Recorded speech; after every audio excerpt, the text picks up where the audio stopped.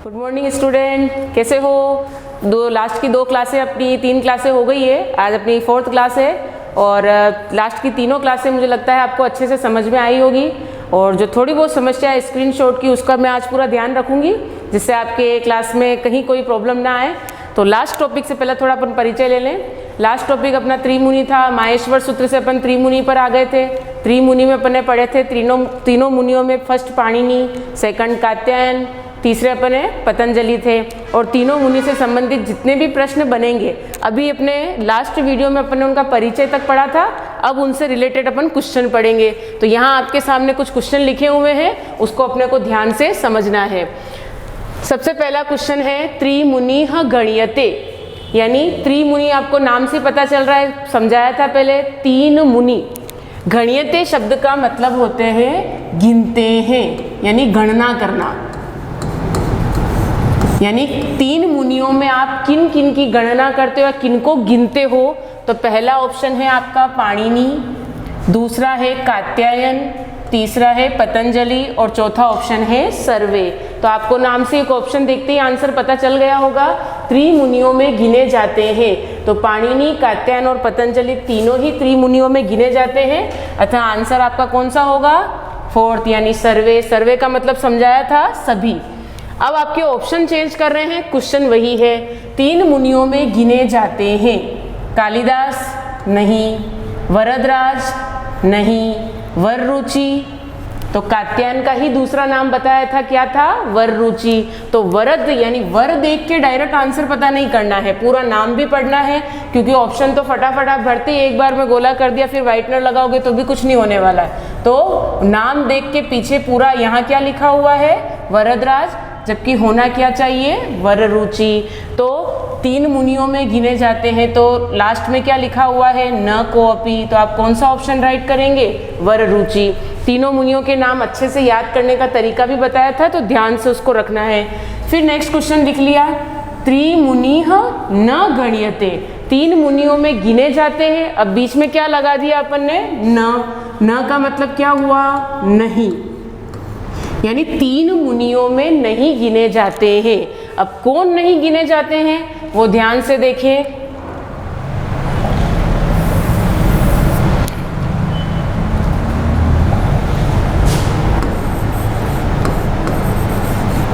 Option देखें, वरदराज, पाणिनि, वररुचि या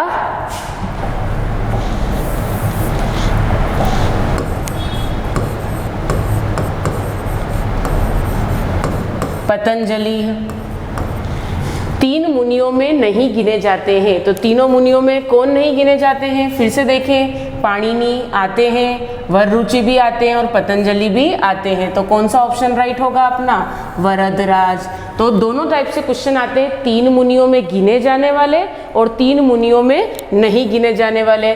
उसके बाद कितनी बार ऐसे क्वेश्चन भी बन जाता है कि त्रिमुनि में प्रथम मुनि कौन है? तो मैंने आपको कहा था क्रम ध्यान रखना है। प्रथम मुनि कौन होंगे? पाणिनि, सेकंड वररुचि, जिनका ही दूसरा नाम क्या होगा? कात्यायन, और तीसरे आपके कौन होंगे? पतंजलि। तो आप इसको ध्यान से इन तीनों क्वेश्चनों को देखें। क्वेश्चन कैसे भी बन के आ सकता है, ऑप्शन भी इसी तरह से हो सकते हैं, या तो हाँ का क्वेश्चन पूछेंगे या नहीं का। गिने जाते हैं तब तीनों नाम हो और ऑप्शन सर्वे हो तो सर्वे भरना है, या कोई एक नाम होगा तो उसका आंसर देना है। नहीं गिनना है तो उन तीनों के अलावा जो नाम होगा वो लिखना है आपको। और कितनी बार एग्जामिनर घुमा के इस तरह से भी पूछ लेता है, जैसे यहाँ मैंने वरदराज लिखा है, यहाँ से वरदराज हटा के आपके यहाँ नाम लिख देते हैं अपन कात्यायन।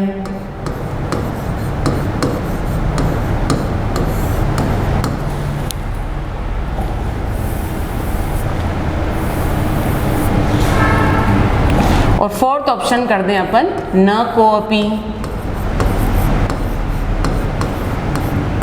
अब देखें, 3 मुनियों में नहीं गिने जाते हैं, तो कात्यायन भी गिने जाते हैं, पाणिनि भी गिने जाते हैं और कात्यायन का ही दूसरा नाम क्या है? वररुचि। तो कंफ्यूज नहीं होना है कि वररुचि भी आ रहे और कात्यायन, तो कात्यायन का ही दूसरा नाम वररुचि है, जबकि अपना क्वेश्चन क्या है? नहीं। तो फिर आप क्वेश्चन अपना आंसर क्या भरेंगे? न कोऽपि, यानी इनमें से कोई नहीं, क्योंकि अपने प्रश्न का आंसर क्या था? 3 मुनियों में से किन्हें अपन नहीं गिनते हैं, ये तीनों गिने जाएंगे, इसलिए अपना ऑप्शन क्या राइट होगा, न कोपी, यानी इनमें से कोई नहीं। आप इन क्वेश्चनों को एक बार देख लें अच्छे से, और आप इनका स्क्रीनशॉट लेना चाहे तो भी देख लें कि इन क्वेश्चनों को कैसे लिखना है।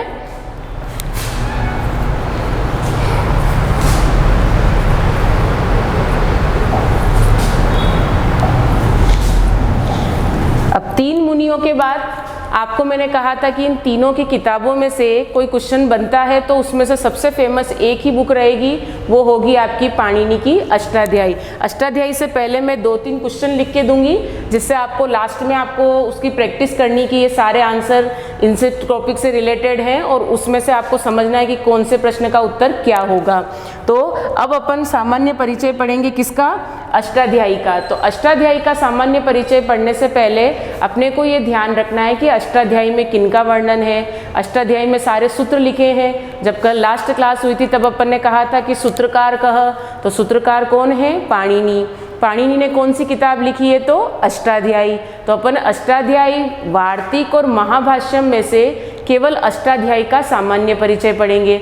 और इसमें भी आपको मैं क्लियर कह रही हूँ कि कहीं पर आपको सूत्रों से आधारित कोई क्वेश्चन बनता है, वैसे कभी नहीं बनेगा, लेकिन आरपीएससी पहले से कंफ्यूजन वाली स्थिति के क्वेश्चन नहीं देती है।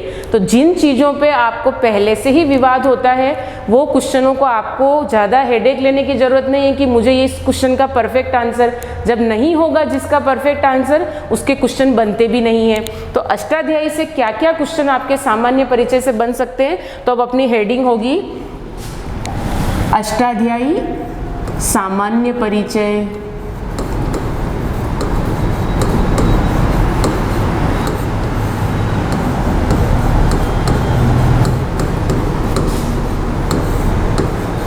यहाँ अपने को बिल्कुल इसका सामान्य परिचय पढ़ना है कि अष्टाध्यायी से रिलेटेड आपके क्या क्या क्वेश्चन बनेंगे।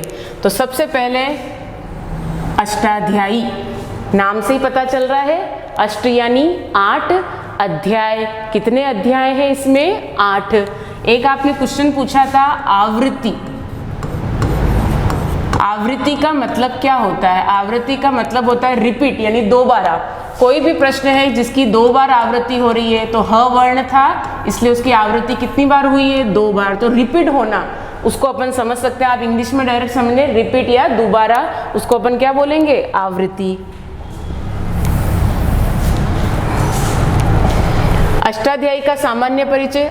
अब इसमें सबसे पहले क्या क्या क्वेश्चन बन सकते हैं उस पर अपन बात करेंगे। सबसे पहले इस शब्द में कौन सी संधि है, संधि का टॉपिक अपन बाद में पढ़ेंगे, लेकिन अभी इसका नाम आ गया तो इसमें कौन सी संधि है। तो सबसे पहले इसका विच्छेद करते हैं अपन।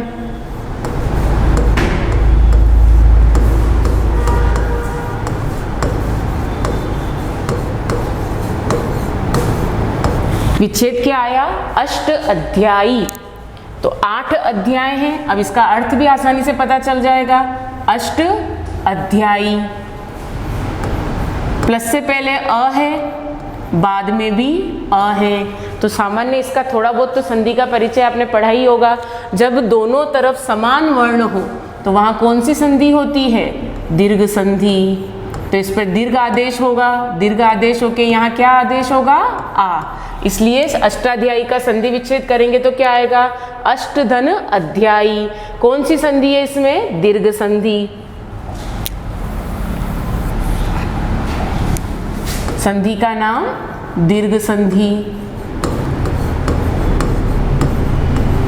पहला क्वेश्चन, अष्टाध्यायी शब्द में संधि बताएं, तो संधि कौन सी होगी, दीर्घ संधि। अष्टाध्यायी का संधि विच्छेद करें, अष्टधन अध्यायी। फिर पूछ ले आपके, क्योंकि समास भी आपके टॉपिक में आता है, जैसे मैंने आपको त्रिमुनि का समास विग्रह बताया था, वैसे ही अष्टाध्यायी का भी समास विग्रह होगा। तो अष्टाध्यायी का समास विग्रह क्या होगा, अष्टानाम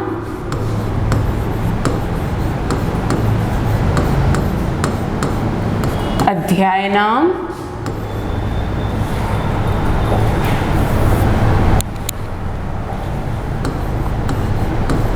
समाहारः।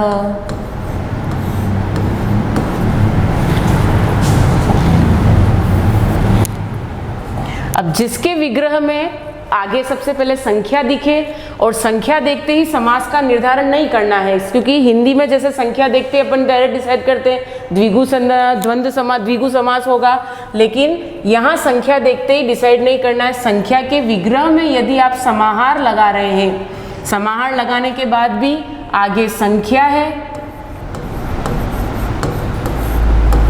और संज्ञा, तो आपको वहां पर समझना है। उसमें भी आपको मैंने कहा था वंश, मुनियों के वंश के नाम आ जाते हैं, तो आपको वहां अव्ययी भाव समास लिखना है। तो यहाँ सीधा सीधा सा समास है, अष्टानाम अध्यायनाम समाहारः। तो यहाँ पर कौन सा समास होगा? द्विगु समास। तो समास का नाम लिखेंगे अपन, कौन सा है? द्विगु समास। तो संधि तो कौन सी हुई? द से दीर्घ संधि। समास का नाम भी द्विगु और समास का विग्रह और ये संधि विच्छेद। अब इसमें लास्ट में प्रत्यय पूछ लिया जाए,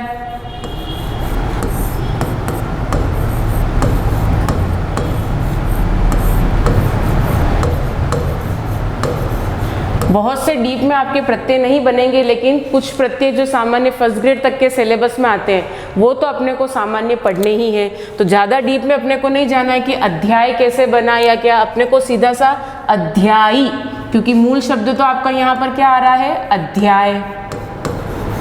अब इसमें अपन ने क्या लगाई? ई की मात्रा। तो इसमें कौन सा प्रत्यय होता है? तो जब आप पढ़ते हो तब इसको उच्चारण भी गलत हो जाता है। उच्चारण गलत होने से पूरे शब्दों की इत संज्ञा बदल जाती है और सूत्र बदल जाते हैं। तो इसको पढ़ते समय ध्यान रखना। आपके सामने दो शब्द लिखे हैं, दो वर्ण लिखे हैं, एक तो ड है और एक ऐसे लिखा हुआ है। तो दोनों को पढ़ने का उच्चारण ध्यान रखना है। इसको तो अपन ड बोलते हैं और इसको क्या बोलते हैं? अंग। अब इस अंग में ई की मात्रा जुड़ी।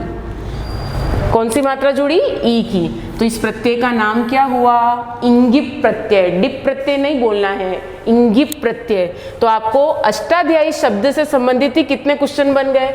सबसे पहले संधि, संधि का विच्छेद क्या होगा? अष्टधन अध्यायी। संधि का नाम क्या होगा? दीर्घ संधि। समास कौन सा होगा? द्विगु समास। प्रत्यय कौन सा होगा? इंगिप प्रत्यय। तो ये तीनों चीजें आपको यहाँ किस में दिख रही है? अष्टाध्यायी शब्द में। तो आपका डायरेक्ट क्वेश्चन बन जाए कि अष्टाध्यायी शब्दे समासः भवति। अष्टाध्यायी शब्द में कौन सा समास है? या अष्टाध्यायी शब्दे संधि भवति।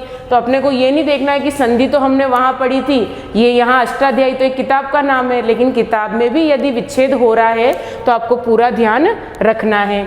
सेम कंडीशन जैसे पतंजलि शब्द लिखा था, अब पतंजलि शब्द में भी संधि विच्छेद है, लेकिन ये संधि आपके हिंदी में प्रयोग नहीं होती है।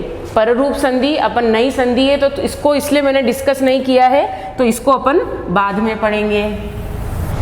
तो यहाँ तक आपका सामान्य परिचय में सिर्फ इस शब्द से रिलेटेड कौन से क्वेश्चन थे वो अपन ने लिखे हैं।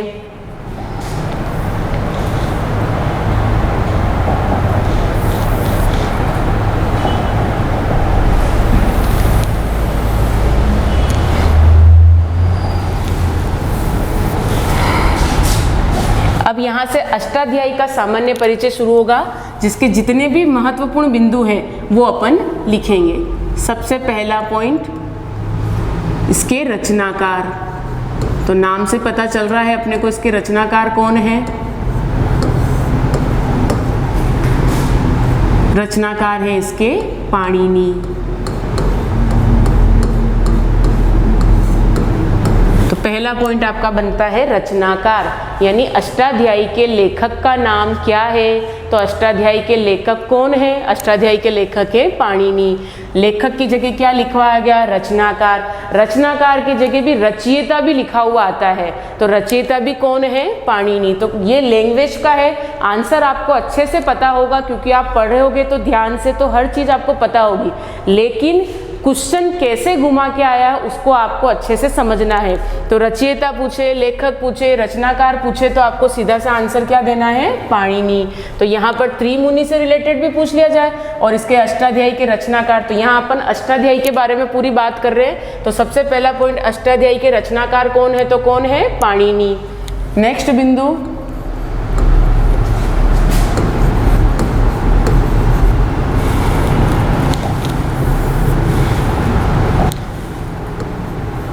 ये बहुत इंपॉर्टेंट है, इसको ध्यान से सुनना। नाम। मैंने आपको पहले ही बताया था कि अपर का मतलब यहाँ क्या होता है, दूसरा नाम। तो सेम कंडीशन, अष्टाध्यायी का दूसरा नाम है ये, पाणिनि का दूसरा नाम नहीं है। अपन किसके बारे में पढ़ रहे हैं, अष्टाध्यायी। तो अष्टाध्यायी का दूसरा नाम क्या है, शब्दानुशासनम।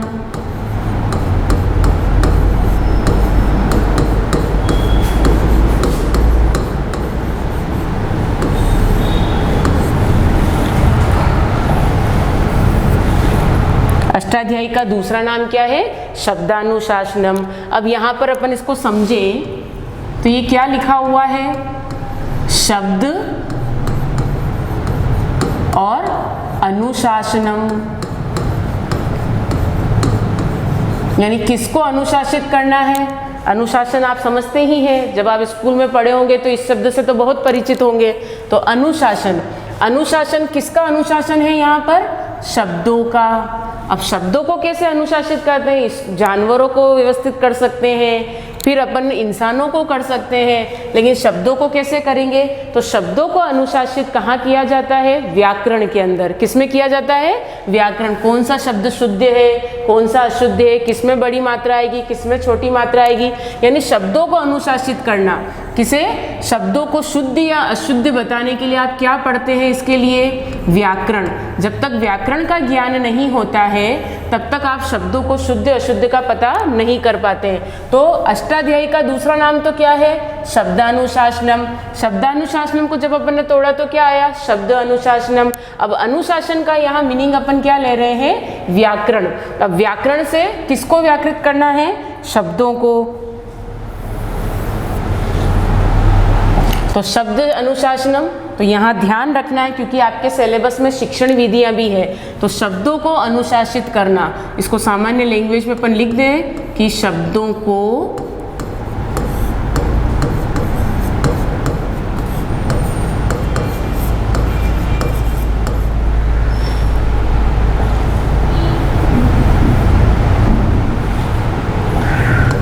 शब्दों के शुद्ध या अशुद्ध का ज्ञान।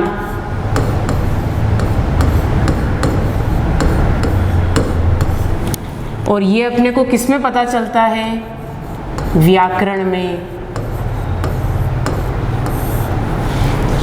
तो व्याकरण, तो शब्दानुशासनम जो है वो व्याकरण की एक शिक्षण विधि है।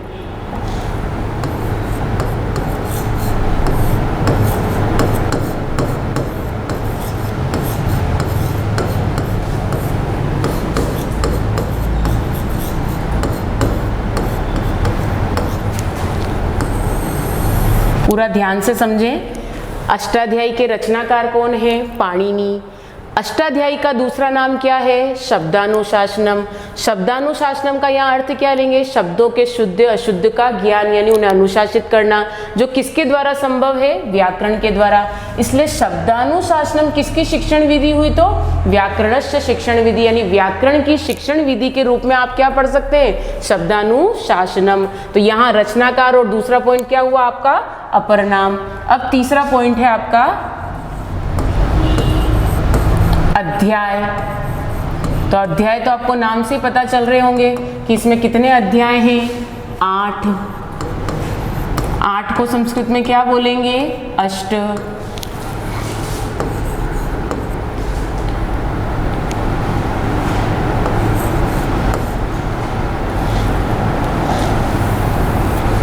अब यहां पर एक थोड़ा सा समझना है।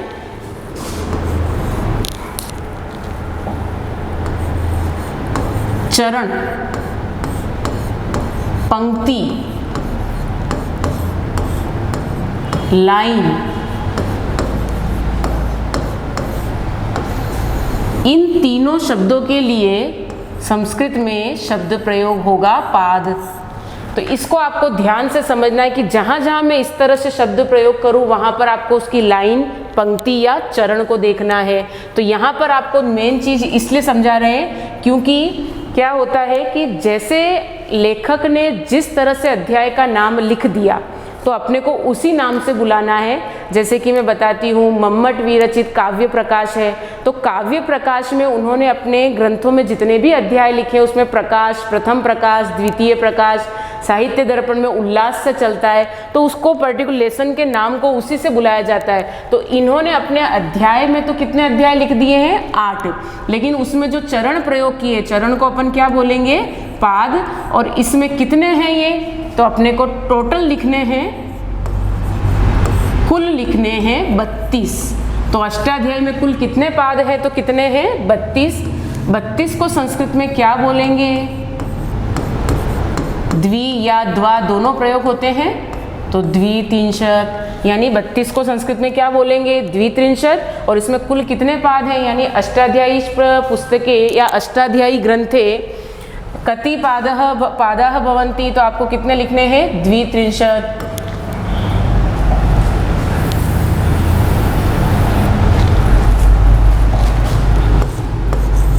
फिर पूछ ले प्रति अध्याय। यहाँ मैं आपको संधि विच्छेद करके लिख रही हूँ जिससे आपको पढ़ने में आसानी हो।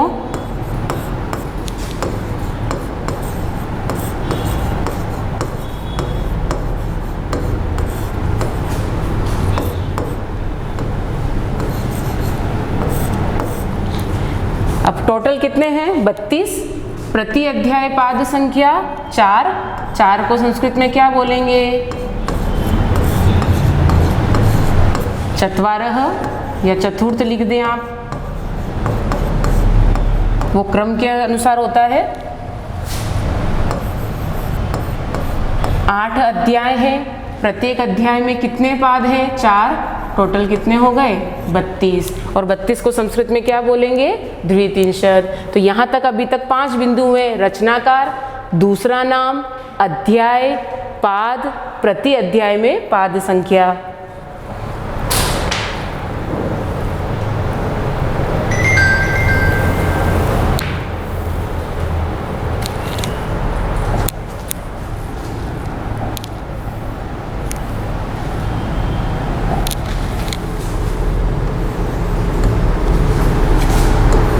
कुल सूत्र,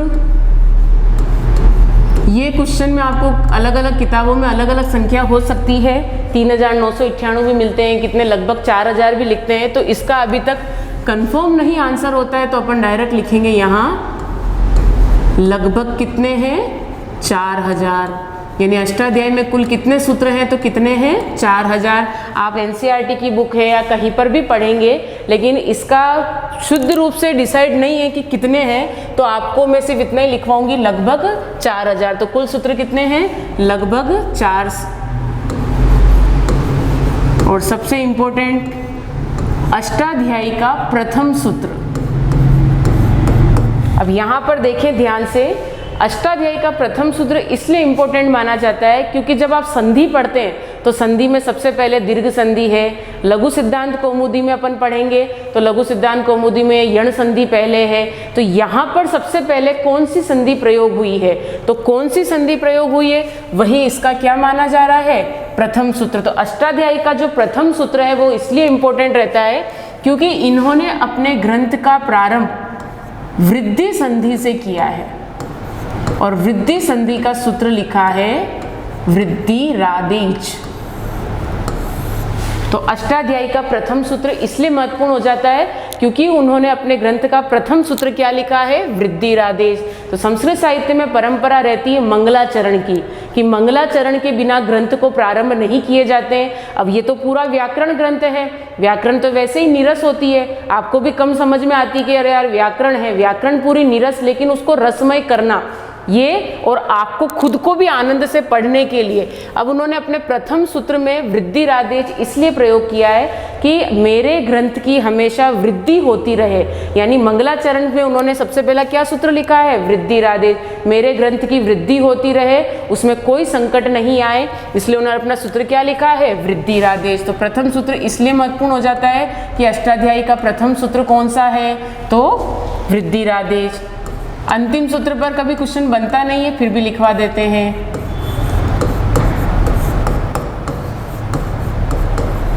अंतिम सूत्र है अ। कुल सूत्र 4000, प्रथम सूत्र वृद्धिरादेश, अंतिम सूत्र अब यहाँ पर मेन एक और क्वेश्चन बनता है प्रत्याहार सूत्र।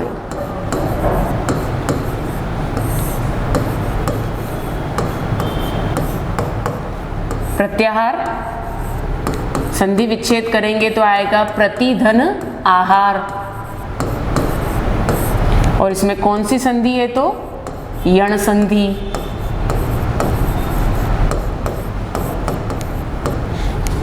अब प्रत्याहार सूत्र कितने हैं? वैसे तो इसका आंसर आपको खुद को पता हो जाना चाहिए, लेकिन फिर भी बताते हैं। मैंने जब आपको फर्स्ट क्लास पढ़ाई थी तब मैंने कहा था माहेश्वर सूत्र का ही दूसरा नाम क्या है? प्रत्याहार सूत्र। तो प्रत्याहार सूत्र आते ही आपको तुरंत दिमाग में क्या आएंगे? माहेश्वर सूत्र। माहेश्वर सूत्र का ही दूसरा नाम क्या है? प्रत्याहार सूत्र। तो प्रत्याहार सूत्र कितने हैं? तो कितने हैं?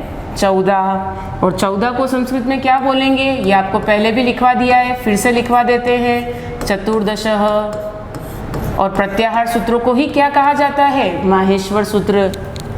प्रत्याहार सूत्र 14।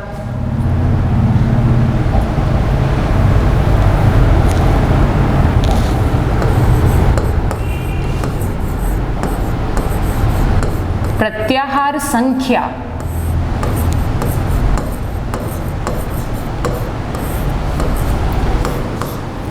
मूलतः 42 माने जाते हैं।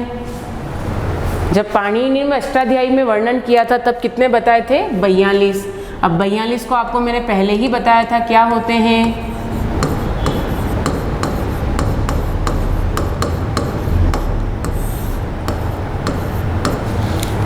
लेकिन वर्तमान में अब क्योंकि ये अपन अष्टाध्यायी से चल रहे हैं तो अष्टाध्यायी में तो कितने हैं? 42।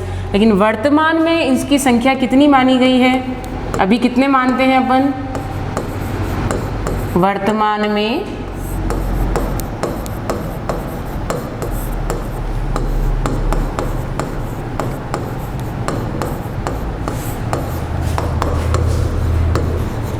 कितने हो गए? 44। तो मूलतः जो अष्टाध्यायी में वर्णित है उन प्रत्याहारों की संख्या तो कितनी है? 42। लेकिन वर्तमान में कितने माने जाएंगे? 44। तो 44 आपको खुद को बनाना है। द्विचत्वारिंशत्, फिर त्रयचत्वारिंशत्, फिर अब आपको सोचना है चतुर्चत्वारिंशत् होगा क्या होगा। फिर भी आप ध्यान रखें, मैं बता दी हूँ लेकिन आप लिखना आपको ही है। तो पूरा वापस अष्टाध्यायी का सामान्य परिचय अपन पढ़ेंगे। तो इसको फिर से मैं बता रही हूँ जिससे आपको स्क्रीनशॉट लेने में भी आसानी रहे।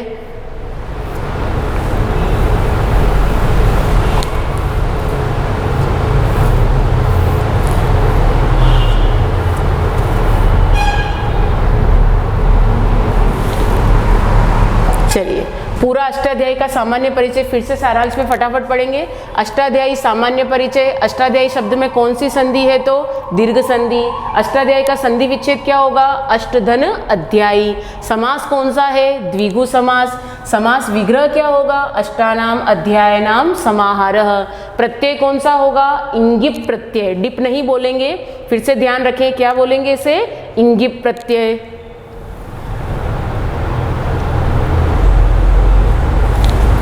रचनाकार कौन है इसके? नाम पता है आपको? पाणिनि।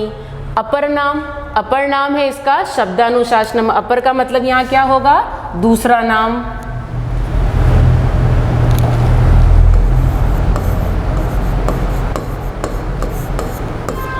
शब्दानुशासनम का संधि विच्छेद करेंगे शब्दधन अनुशासनम। इसमें भी दीर्घ संधि है। शब्दों के शुद्ध अशुद्ध का ज्ञान किसमें होता है? व्याकरण में। इसलिए शब्दानुशासन किसकी शिक्षण विधि हुई? व्याकरणस्य शिक्षण विधि, यानी व्याकरण की शिक्षण विधि। तो आप इसको पूरा स्क्रीनशॉट ले लीजिए इसका।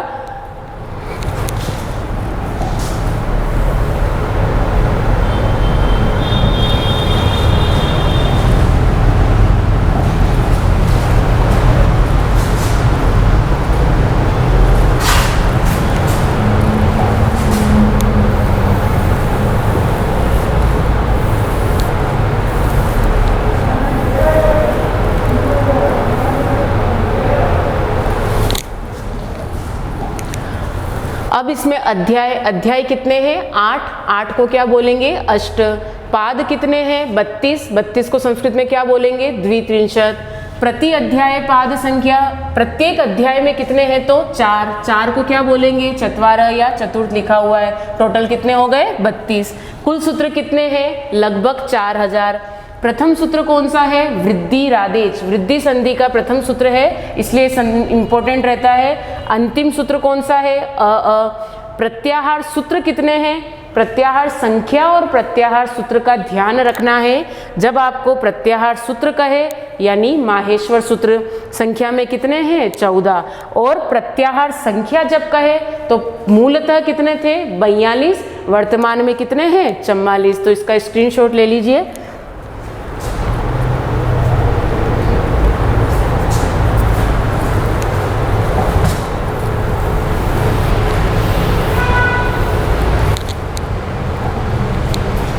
प्रत्याहार संख्या 42, प्रत्याहार सूत्र 14, इन दोनों को ध्यान रखना है, गलती नहीं करनी है। मूलतः कितने थे 42, वर्तमान में कितने हैं 44। तो ये किसका परिचय हुआ सामान्यतः अष्टाध्यायी का सामान्य परिचय। तो अपन ने त्रिमुनि पढ़े, त्रिमुनि में से एक किताब अष्टाध्यायी पाणिनि की वो पढ़ी, उसका सामान्य परिचय। अब आपके वर्ण परिचय में माहेश्वर सूत्र से संबंधित जितनी भी डिटेल थी या जितना भी वर्णन था वो अपन ने पढ़ा। अब मैंने कहा था क्लास फर्स्ट में ही समझाया था कि जब वर्णमाला या वर्ण परिचय समझते हैं तो उसमें 2 टॉपिक अच्छे से पढ़ते हैं। एक तो पढ़ते हैं अपन माहेश्वर सूत्र, दूसरे पढ़ते हैं पाणिनीय शिक्षा। तो अब आपके प्रश्न किससे बनेंगे पाणिनीय शिक्षा से संबंधित। तो अपन पाणिनीय शिक्षा को पूरा अच्छे से पढ़ेंगे, उसके बाद उसके प्रश्नों पर ध्यान देंगे। तो हेडिंग इतनी, अब बिंदु क्या होगा पाणिनीय शिक्षा।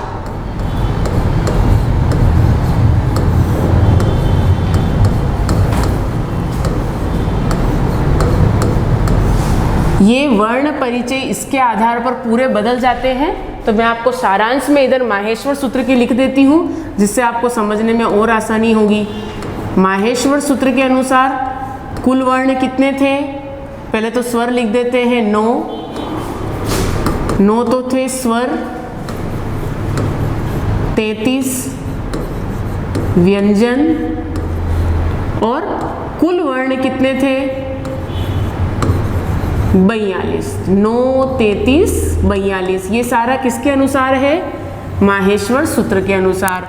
अब आपके सामने क्या पढ़ रहे हैं अपन किताब पाणिनीय शिक्षा। तो पाणिनीय शिक्षा के अनुसार कुल वर्ण पूरा बदल जाएगा, माहेश्वर सूत्र का उधर लिखा हुआ है। तो सबसे पहले अपन लिखते हैं कुल वर्ण। पाणिनीय शिक्षा में कुल वर्ण ही कितने हैं। 2015 के रीट के सिलेबस में सबसे क्वेश्चन आया हुआ है कि पाणिनीय शिक्षा के अनुसार कुल वर्ण कितने हैं। तो पाणिनीय शिक्षा के अनुसार कुल वर्ण कितने हैं 63 या 64। तो यहाँ पर आपके ऑब्लिक लगाया हुआ है कि 63 है या 64। तो ध्यान से समझना है, जब पहले समझाया भी दिया इसे कि 63 है या 64। तो जब आपके दोनों ऑप्शन एक साथ आते हैं तब तो आपको दोनों में से यही राइट लिखना है। लेकिन यदि दोनों ऑप्शन को अलग कर दिया जाए 61, 62, 63 या 64, तो आप कौन सा राइट करेंगे कम संख्या वाला। ये ध्यान रखना, जब दोनों को अलग कर दिया जाए तो आप किसे राइट करेंगे 63। तो माहेश्वर सूत्र में जहाँ कुल वर्ण कितने थे 42, वही पाणिनीय शिक्षा में कुल वर्ण कितने हैं 63 या 64। और दोनों को जब अलग किया जाए तो आप कौन सा राइट करेंगे 63।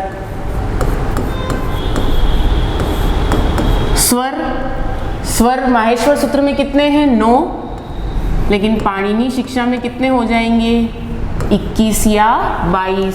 फिर से वही स्थिति ओब्लिक वाली 21 या 22। तो दोनों को जब अलग किया जाए तो आप कौन सी संख्या राइट करेंगे कम वाली, यानी 21 स्वर और 63 वर्ण साथ में आने पर 63, 64 और 21, 22। कुल व्यंजन कितने हैं तो 42। तो 42 संख्या अच्छे तरह से ध्यान रख लेना।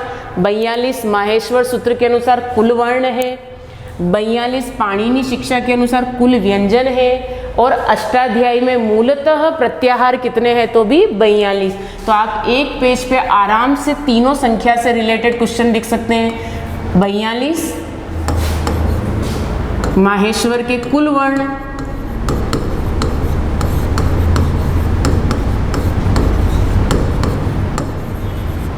जब नोट्स बनाते हैं तो इसी तरह से आपको बिंदु बनाने होते हैं। तो माहेश्वर सूत्र के कुल वर्ण भी कितने हैं? 42।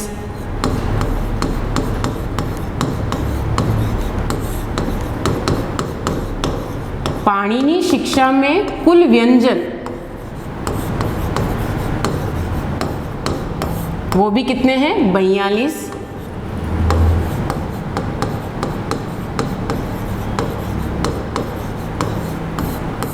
अष्टाध्यायी में प्रत्याहार संख्या वो भी कितने हैं? 42। तो 42 संख्या का आपको ध्यान रखना है, कंफ्यूज नहीं होना है कि 42 देखते ही क्वेश्चन कैसे आया उसके आधार पर आंसर।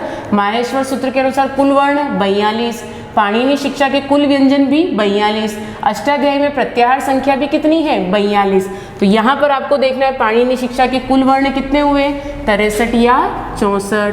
63 या 64 को संस्कृत में क्या बोलेंगे? त्रिषष्टि या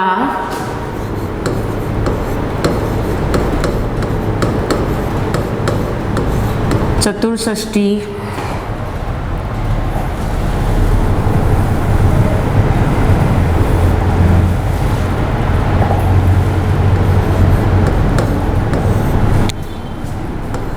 इक्कीस या 22 को क्या बोलेंगे?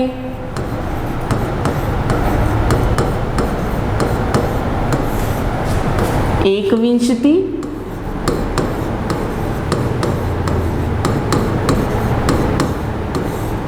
या द्वाविंशति। और 42 को पहले भी लिखवा दिया था, फिर से लिखवा रहे हैं, द्विचत्वारिंशत्।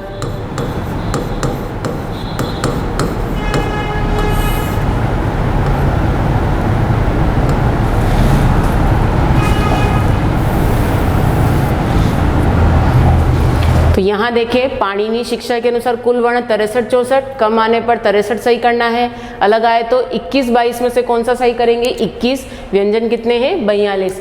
एक विंशति या द्वाविंशति। तो एक चीज आपको ध्यान रखनी है, एक विंशति, विंशति का मतलब हुआ 20 और 1 कितने हो गए? 21। क्योंकि पेपर की जल्दबाजी में अभी तो लगता है अपने को कि हम कर लेंगे, लेकिन जब आप पेपर करते हो और उसकी जल्दबाजी ऐसी होती है कि एक और विंशति फटाफट देखते ही और आप आंसर भर आते हैं। अब मैंने यहाँ क्या लिख दिया? एकोनविंशति।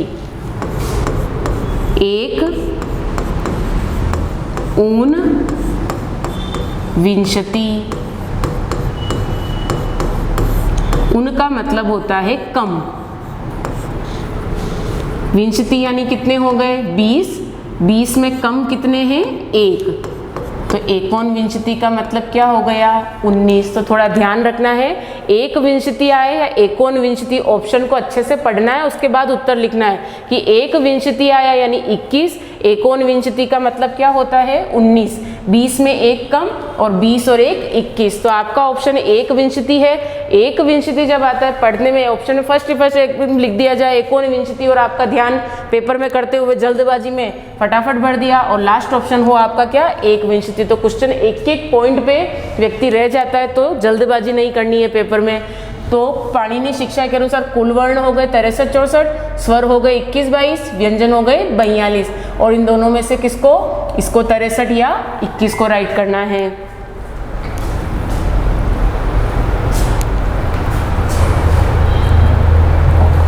अब आता है पाणिनि शिक्षा में जो कुल व्यंजन है 42, उनको अपन अच्छे से पढ़ेंगे और स्वरों की महत्वपूर्ण शब्दावली में पुनः परिचय पढ़ेंगे। तो एक बार स्वर और व्यंजन, तो पहले स्वर के बारे में बता देते हैं कि उन्होंने कौन कौन से 21 या 22 स्वर माने हैं, उसके बाद अपन व्यंजन पढ़ेंगे।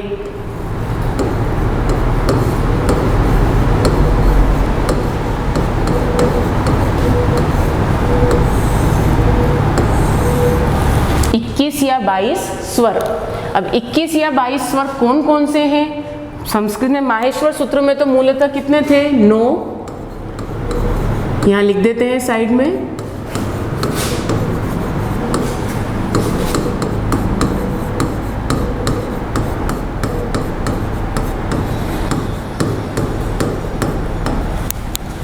ये मूलतः माहेश्वर सूत्र के अनुसार स्वर हैं कितने? 9। यहाँ कितने पढ़ेंगे? 21 या 22। तो आपको क्लास में जब समझाया था कि संस्कृत में मात्राएं कितनी होती है, तो कितनी होगी? 3। ऋस्व, दीर्घ और प्लूत। इनके चिन्ह भी आपको समझाए थे।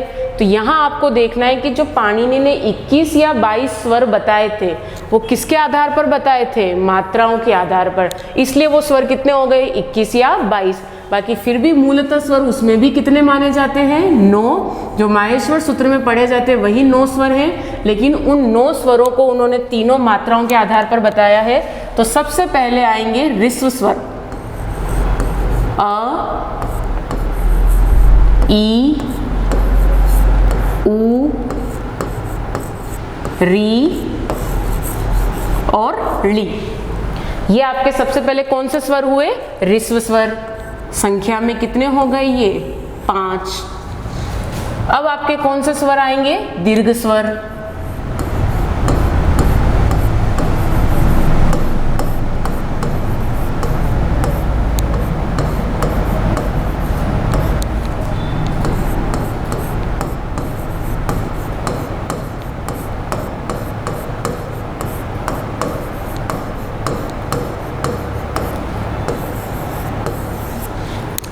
दीर्घ स्वर कितने हैं? 8। ऋस्व स्वर कितने हैं? 5। ये सारे किसके अनुसार पढ़ रहे हैं अपन? पाणिनि शिक्षा के अनुसार जो 21 या 22 स्वर बताए हैं उनके बारे में पढ़ रहे हैं। ऋस्व स्वर कितने हैं? 5। दीर्घ स्वर कितने हो गए? 8। अब आपके प्लूत स्वर हैं। प्लूत का चिन्ह यही होता है।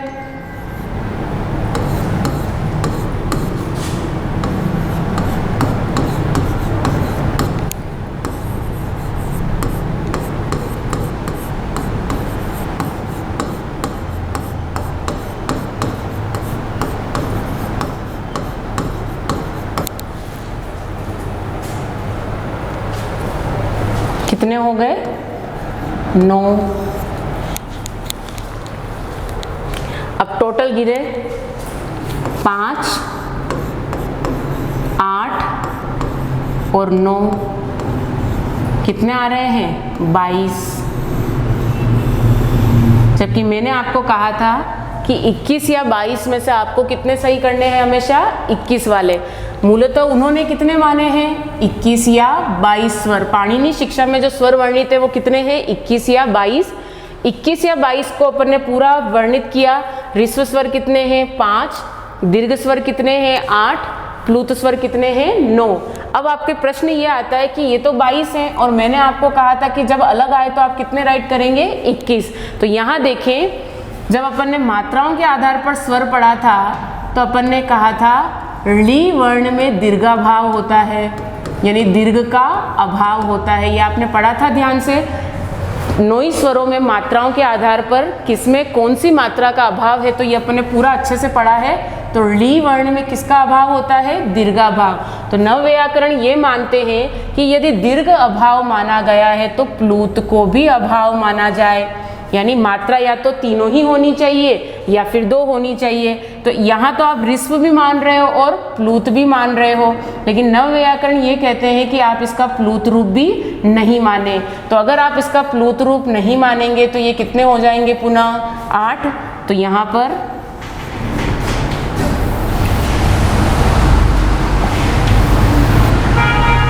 टोटल कितने हो जाएंगे फिर पुनः? 21। तो 21 इस आधार पर माने जाते हैं कि जो 9 प्लूत स्वर हैं उन प्लूत स्वर में से ली का प्लूत रूप नहीं माना जाए, इसलिए फिर वो कितने हो जाएंगे? 21। तो वापस ध्यान से देखें, जो 21 और 22 स्वर हैं उसमें से 5 ऋस्व स्वर हैं, 8 दीर्घ स्वर है और 9 प्लूत स्वर है। तो प्लूत स्वर 9 माने जाते हैं, लेकिन वर्तमान में कितने माने जाएंगे? 21। इस आधार पर इसके उत्तर क्या भरेंगे अपन? 21।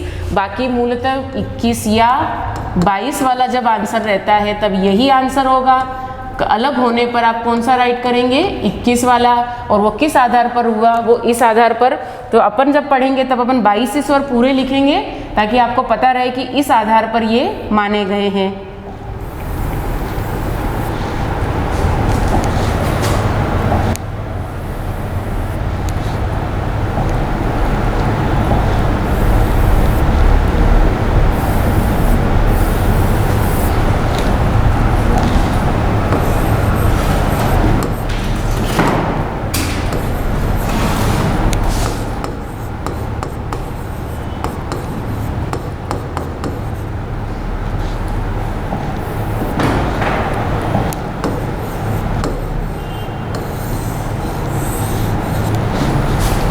ह्रस्व स्वर हुए 5, दीर्घ स्वर हुए 8, प्लूत स्वर हुए 9।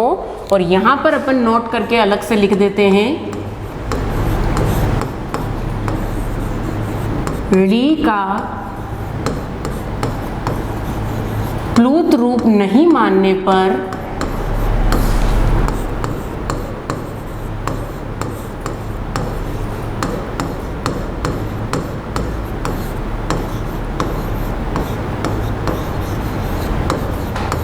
प्लूत स्वर की संख्या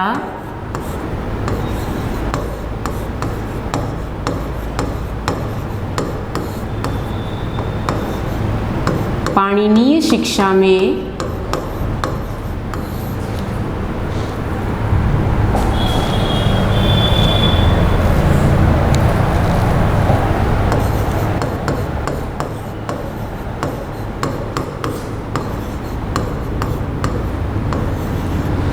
हो जाती है। इससे आपको याद रह जाएगा कि 21 वाले क्यों अपने को राइट करने हैं। फिर आपकी संख्या क्या हो जाएगी, 5, 8, 8, तो आपका आंसर क्या हो जाता है, 21। ठीक है, तो ये आपके क्या हुए, पाणिनि शिक्षा के अनुसार स्वर।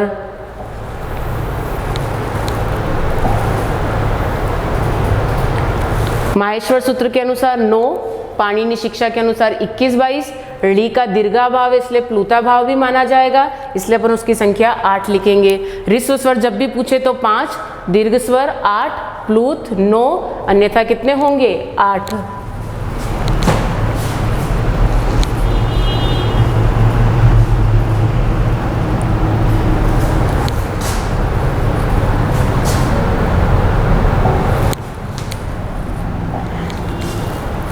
अब आपको कुछ 5-6 क्वेश्चन नए क्वेश्चन दिए जाएंगे, जो इन्हीं टॉपिक से आधारित जितने भी क्वेश्चन बनेंगे वो आपको सॉल्व करने और उसके कमेंट करने हैं, ताकि आपको पता चले कि आपको क्लास में जितना पढ़ाया है वो आपको समझ में आ रहा है या नहीं आ रहा है। तो अभी सारे मैं 5-6 क्वेश्चन आपको दूंगी, उसके आपको कमेंट करने हैं। यहाँ अपन ने पाणिनि शिक्षा के अनुसार स्वरों का वर्णन पढ़ा। अब आपको इससे लास्ट वीर त्रिमुनि या इन पाणिनि शिक्षा से संबंधित कुछ प्रश्न दिए जाएंगे, जिसके आंसर आपको कमेंट में अपने आंसर भेजने हैं।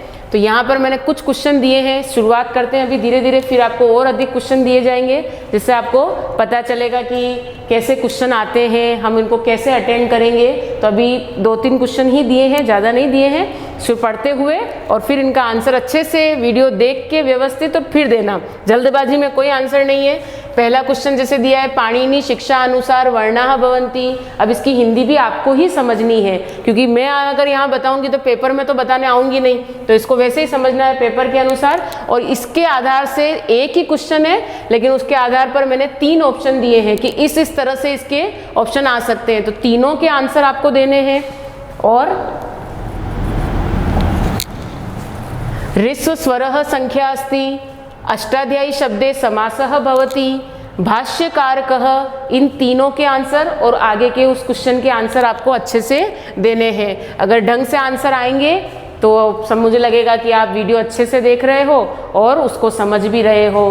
तो यहाँ तक आज की वीडियो को यहीं समाप्त करते हैं। और अच्छे से रक्षाबंधन की सबको पहले तो बधाई दूंगी, और अपने अच्छे से रक्षाबंधन मनाना। ईद आ रही तो ईद भी मनाना, रक्षाबंधन भी बनाना, लेकिन सोशल डिस्टेंसिंग का पालन करते हुए बनाना। ठीक है, धन्यवाद।